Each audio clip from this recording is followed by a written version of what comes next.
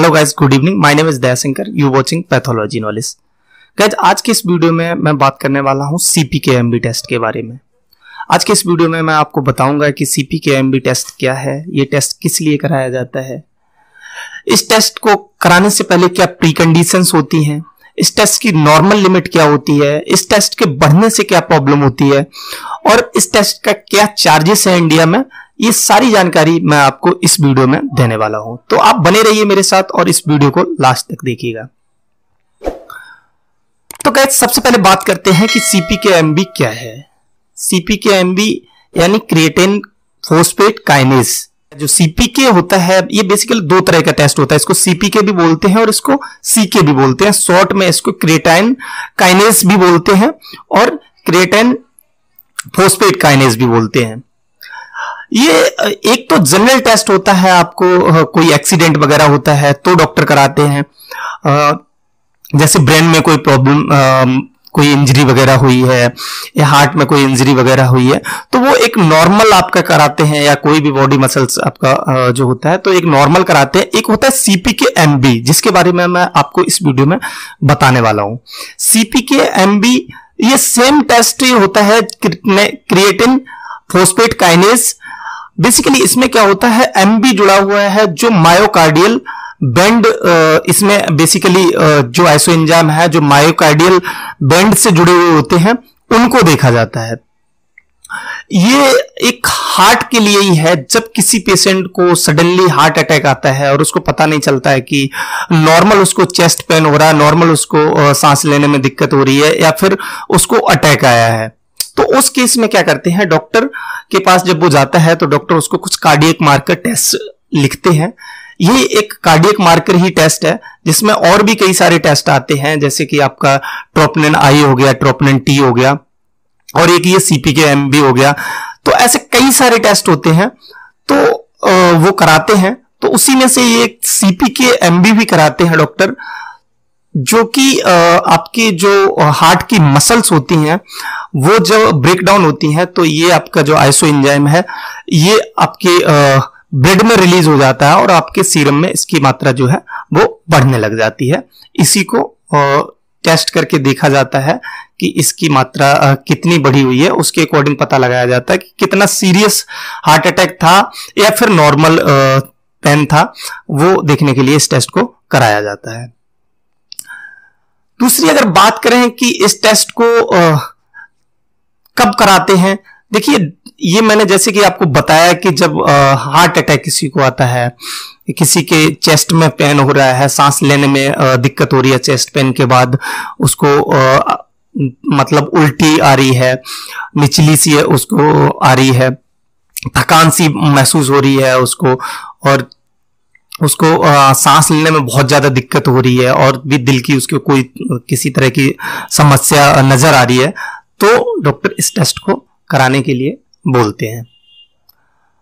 अब बात करते हैं इस टेस्ट को कब कराया जाता है, यानी इसके लिए प्री कंडीशंस क्या है। देखिए, इस टेस्ट को अगर आप ऐसे ही नॉर्मली कराते हैं तो हो सकता है आपका कुछ ना आए, क्योंकि ये जब भी आता है जब आपको मायोकार्डियल इन्फेक्शन होता है उसके बाद ही ये आपके ब्लड में रिलीज होता है, या फिर आप कोई हैवी एक्सरसाइज करते हैं उसकी वजह से भी कई बार इसकी मात्रा बढ़ जाती है ब्लड में।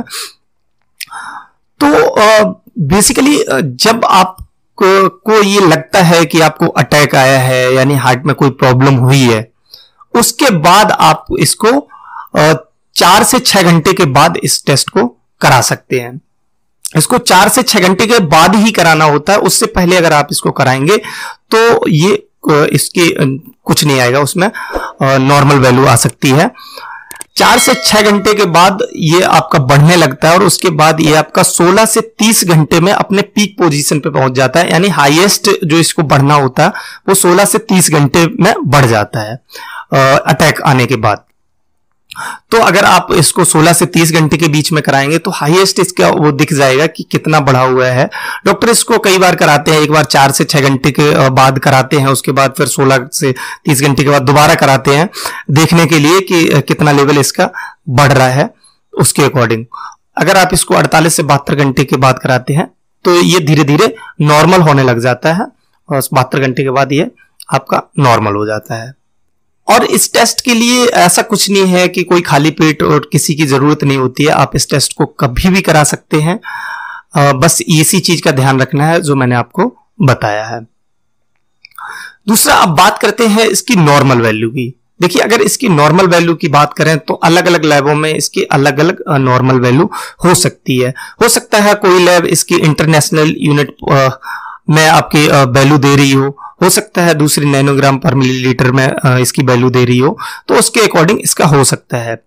अगर वो इंटरनेशनल पर यूनिट में देती है तो 5 to 25 तक बेसिकली इसका नॉर्मल वैल्यू मानी गई है। जब 25 से ये आपका एबव आता है, 25 से ज्यादा आता है, तो उसको हाई माना जाता है, जिसका मतलब होता है कि आपको कोई कार्डियक अरेस्ट आया है, कोई हार्ट अटैक की शिकायत आपको आई है, इसकी वजह से ये आपका बढ़ रहा है। और अगर कोई लैब नैनोग्राम में देती है तो वो 6.22 से नीचे होना चाहिए तो नॉर्मल माना जाता है, 6.22 से अगर ऊपर है तो उसको हाई माना जाता है।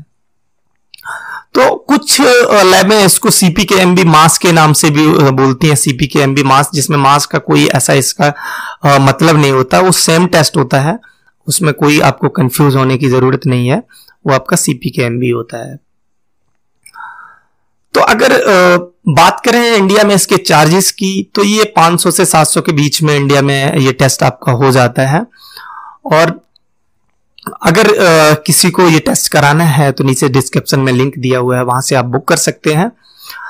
आशा करता हूं आपको ये वीडियो पसंद आया होगा। अगर वीडियो पसंद आया होगा तो प्लीज वीडियो को लाइक कर दीजिएगा, चैनल को सब्सक्राइब कर लीजिएगा। Thank you for watching, have a nice day, bye.